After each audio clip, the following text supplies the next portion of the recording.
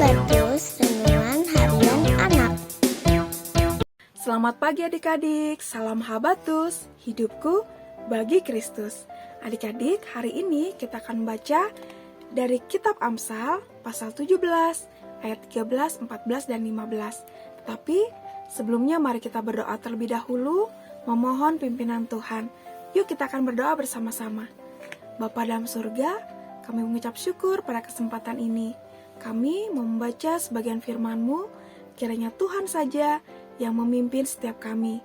Terima kasih ya Tuhan, hanya di dalam nama Tuhan Yesus, kami mengucap syukur dan berdoa. Amin. Adik-adik, kita akan baca di kitab Amsal pasal 17, ayat 13, 14, dan 15. Yuk kita akan baca keseluruhan ayatnya.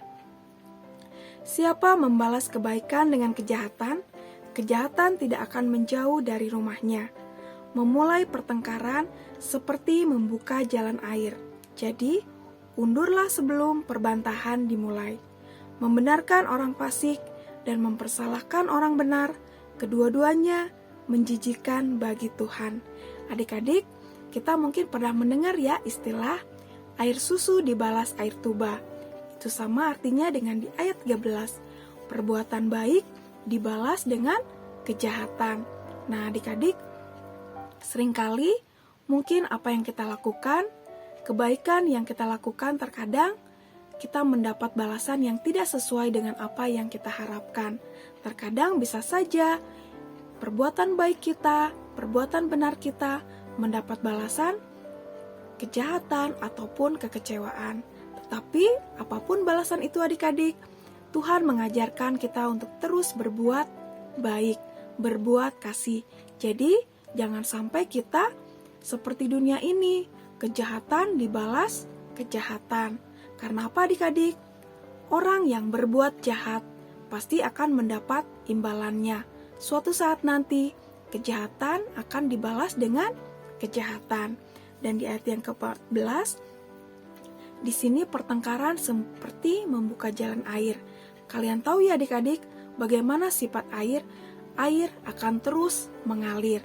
Nah, seperti halnya airnya mengalir ketika pertengkaran atau perbantahan terus-menerus mengalir, itu akan menimbulkan dendam yang terus-menerus. Nah, oleh sebab itu, lebih baik kita tidak mencari masalah. Lebih baik kita hidup di dalam kasih, di dalam damai. Karena Tuhan mengajarkan kita untuk menjadi anak-anak yang penuh kasih, yang penuh damai. Dan di ayat yang ke-15, kita diajarkan Tuhan untuk bersikap bijaksana.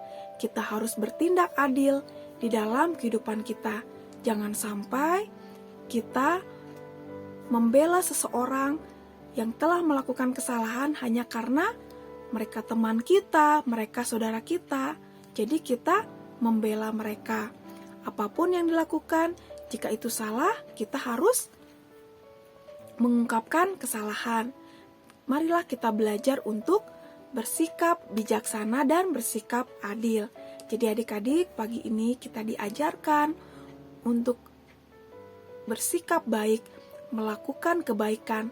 Apapun resikonya, apapun balasannya, kita harus tetap setia untuk melakukan kebaikan-kebaikan. Dan yang kedua, mari kita untuk menjadi anak-anak Tuhan yang cinta akan damai, yang penuh kasih, dan tidak mencari masalah. Dan yang ketiga, kita juga harus berlaku bijaksana, bersikap adil terhadap siapapun. Amin. Yuk kita akan berdoa bersama-sama.